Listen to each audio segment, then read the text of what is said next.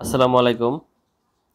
অষ্টম শ্রেণীর প্রিয় শিক্ষার্থী, তোমাদের বার্ষিক পরীক্ষা 2024-এর সিলেবাস, প্রশ্নের ধরন ও মানবন্টন প্রকাশ করা হয়েছে। তোমরা ইতিমধ্যেই জেনে গেছো। এই ভিডিওতে আমি অষ্টম শ্রেণীর বিজ্ঞান বিষয়ের সিলেবাস, প্রশ্নের ধরন ও মানবন্টন নিয়ে আলোচনা করব। প্রিয় শিক্ষার্থী, চলো সরাসরি চলে যাই তোমাদের সিলেবাসে কি কি আছে। প্রিয় শিক্ষার্থী, স্ক্রিনে তোমরা লক্ষ্য করো তোমাদের সিলেবাসের অভিজ্ঞতা এবং সেই সংশ্লিষ্ট পাঠগুলো উল্লেখ করা রয়েছে। প্রথমে রয়েছে যাযাবর পাখিদের সন্ধানে।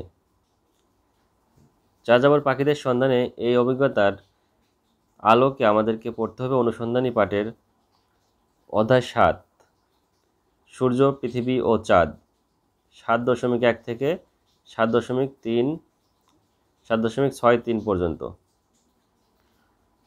7.1 থেকে 7.6.3 অর্থাৎ 7/6 পর্যন্ত পড়তে হবে। এরপরে রয়েছে অধ্যায় 11। এ অধ্যায়ে আমাদের পড়তে হবে ভৌগোলিক স্থানাঙ্ক, স্থানিক সময় এবং অঞ্চলসমূহ, 11.1 থেকে 11.6 পর্যন্ত পড়তে হবে। এরপর রয়েছে অধ্যায় 12 চুম্বক। এখানে পড়তে হবে 12.1 থেকে 12.4 পর্যন্ত।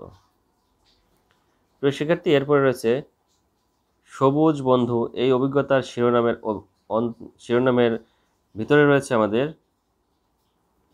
অধ্যায় 4 কোষ বিভাজন ও তার রকমভেদ, 4.1 থেকে 4.3। এরপর রয়েছে অধ্যায় 5 উদ্ভিদের কোষ, টিস্যু ও তাদের বিশেষত্ব, 5.1 থেকে 5.4। অধ্যায় 10 জীবের শ্রেণীবিন্যাস পদ্ধতি, 10.1 থেকে 10.2 পর্যন্ত। এর পরের টপিক হলো ফিল্ড ট্রিপ। এই অভিজ্ঞতার আলোকে রয়েছে অধ্যায় 1 গতির কথা। এখানে 1.1 থেকে 1.4 পর্যন্ত রয়েছে। এরপরে রয়েছে অধ্যায় 2 শক্তি, 2.1 থেকে 2.5 পর্যন্ত পড়তে হবে আমাদেরকে। প্রিয় শিক্ষার্থী, এরপরে রয়েছে তোমাদের আমাদের ল্যাবরেটরি। এই শিরোনামের যে অভিজ্ঞতা তার আলোকে রয়েছে অধ্যায় 3 পরমাণুর গঠন এবং এখানে পড়তে হবে আমাদেরকে 3.1 থেকে 3.4 পর্যন্ত। অধ্যায় 8 এখানে পড়তে হবে 8.1 থেকে 8.5 পর্যন্ত। অধ্যায়ের শিরোনাম রাসায়নিক বিক্রিয়া। এগুলো আমাদের অনুসন্ধানী পাঠের অংশ। সর্বশেষ জীবের বংশ তালিকা। এই অভিজ্ঞতার শিরোনামের আলোকে রয়েছে অধ্যায় 4 কোষ বিভাজন ও তার রকমভেদ, 4.1 থেকে 4.3। প্রিয় শিক্ষার্থী, এই কোষ বিভাজন ও তার রকমভেদ এটা কিন্তু আগে একটা শিরোনামে রয়ে গেছে, অর্থাৎ এই অধ্যায়টা 2বার দেওয়া হয়েছে, মানে 2টা শ্রেণী ভিত্তিতে 2বার দেওয়া হয়েছে। অর্থাৎ জীবজগতের বংশ তালিকা এই শিরোনামের অভিজ্ঞতার আন্ডারেও এটি রয়েছে, আবার উপরে আরেকটি অধ্যায় রয়েছে সবুজ বন্ধু। এই শিরোনামের যে অভিজ্ঞতা রয়েছে তার শিরোনামেও রয়েছে। তো 2টা বিষয় একই বিষয়ের উপর পড়ালেখা। এই হলো তোমাদের সিলেবাসের অংশ এবং মূল্যায়ন কাঠামো, যেটা জানো তোমরা 30% ধারাবাহিক মূল্যায়ন এবং 70% সামষ্টিক মূল্যায়ন, যেটা বার্ষিক পরীক্ষা হবে এবং 100 নম্বরের পরীক্ষায় 70%-এ কনভার্ট হয়ে যাবে। আর শ্রেণীকক্ষে ধারাবাহিক মূল্যায়নে 30%, অর্থাৎ শ্রেণীকক্ষে 30, বার্ষিক পরীক্ষায় 70 মিলে মোট 100 নম্বর। প্রিয় শিক্ষার্থী, এখন চলো তোমাদের শিক্ষণকালীন মূল্যায়নে কী কী থাকতে পারে তার একটা নমুনা দেওয়া রয়েছে। শিক্ষণকালীন মূল্যায়নে তোমাদের শ্রেণীর কাজ থাকবে। শ্রেণীকক্ষে শিক্ষক তোমাদের কাজ করতে দেবেন এবং তার উপর নির্ভর করে তোমাদেরকে 10 নম্বর দেওয়া হবে। যেমন এখানে একটা নমুনা দেওয়া রয়েছে মানচিত্রের সাহায্যে বিভিন্ন দেশের অক্ষাংশ ও দ্রাঘিমাংশ বের করা। এটা অনুশীলন বইয়ে রয়েছে, পৃষ্ঠা নম্বর 6। এটা একটা নমুনা কাজ। শ্রেণী শিক্ষক চাইলে এরকম কাজও দিতে পারেন, তিনি চাইলে চেঞ্জ করেও দিতে পারেন। এরপরে দ্বিতীয় যে অ্যাসাইনমেন্ট কাজ রয়েছে সেটি হলো বাড়ির কাজ।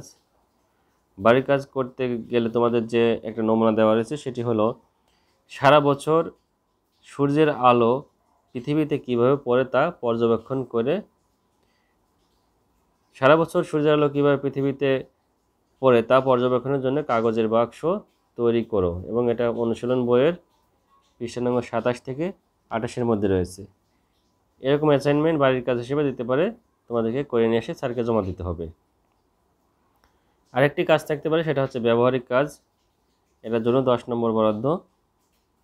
এটা একটা উদাহরণ হিসেবে এখানে নমুনা দেওয়া রয়েছে, সেটা হলো রাসায়নিক শক্তি থেকে বিদ্যুৎ শক্তি উৎপাদন সংক্রান্ত পরীক্ষণ। এটা ল্যাবরেটরির কাজ বা ব্যবহারিক কাজ। এই কাজটি অনুশীলন বইয়ের পৃষ্ঠা নং 83 থেকে 84-এর মধ্যে রয়েছে। এরকম কাজ শ্রেণী শিক্ষক ব্যবহারিক কাজ হিসেবে তোমাদেরকে করাতে পারেন, বা তিনি অন্য কোনো কাজ দিতে পারেন, সেটা উপর 10 নম্বর থাকবে। এই মোট হচ্ছে 30। এখন বার্ষিক পরীক্ষায় কীভাবে মানবন্টন থাকবে প্রশ্নের 100 নম্বরের, সেটি দেখে নিই। বার্ষিক পরীক্ষা হবে 100 নম্বরের মধ্যে। সেখানে নৈর্ব্যক্তিক বা বহু নির্বাচনী প্রশ্ন থাকবে 15টি, প্রতিটির মান 1 করে। আর এক কথা থাকবে 10টি, প্রতিটির মান 1 করে, মোট 25। এরপরে সংক্ষিপ্ত প্রশ্ন থাকবে 10টি, প্রতিটির মান 2 করে, মোট হচ্ছে 20।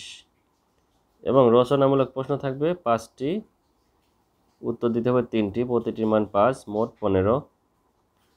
এটা হচ্ছে দৃশ্যপটবিহীন, এখানে কোনো উদ্দীপক থাকবে না।